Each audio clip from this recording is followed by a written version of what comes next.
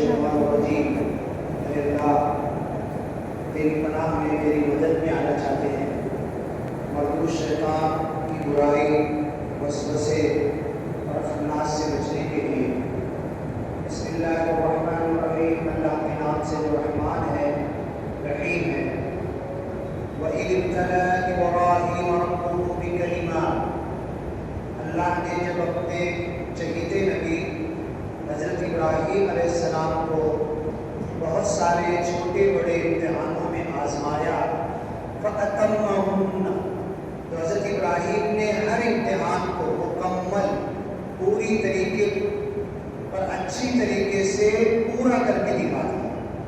قَالَ إِنِّي جَاعِلُكَ لِلنَّاسِ إِمَامًا، جب آپ ہر امتحان میں کامیاب اترے تو اللہ نے خوشخبری سنائی، اے ابراہیم علیہ السلام سنو، میں تم کو قیامت تک رہتی انسانیت کا امام بنانے والا ہوں۔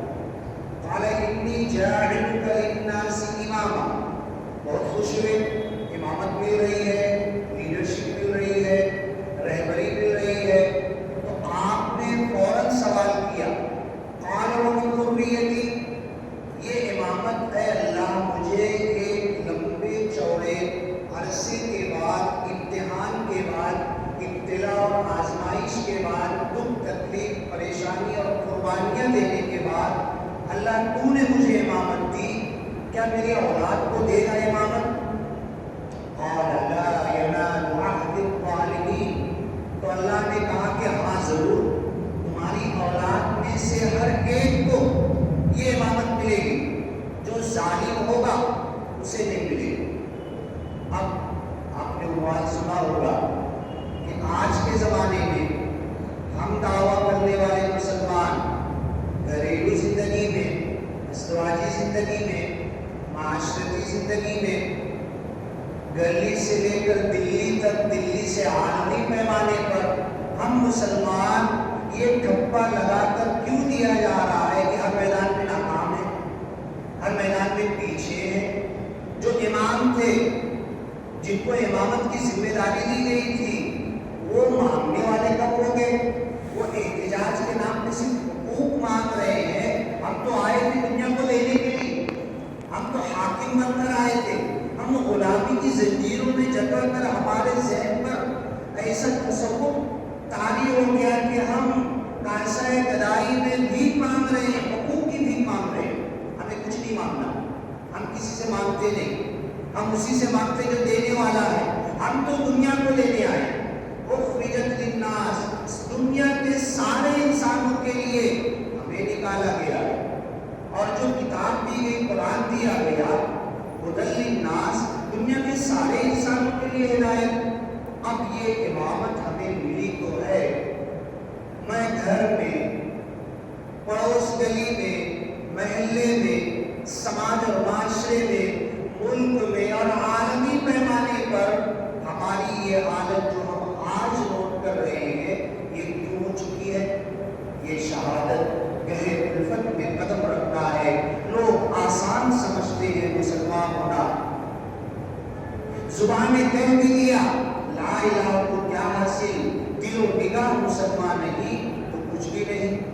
جن حضرت ابراہیم علیہ السلام کو ابو الانبیاء کہا گیا، آپ کے بعد آنے والے، اور خود اللہ کے رسول نے کہا ملت ابیکم ابراہیم، قرآن کی آیت ہے، جس ملت، جس دین کی طرف میں بلا رہا ہوں حضرت ابراہیم کی ملت ہے۔ سنت ابیکم ابراہیم، قربانی کی جو سنت، حج کے مناسک جو ادا کیے جاتے ہیں، تمہارے باپ کی سنت ہے۔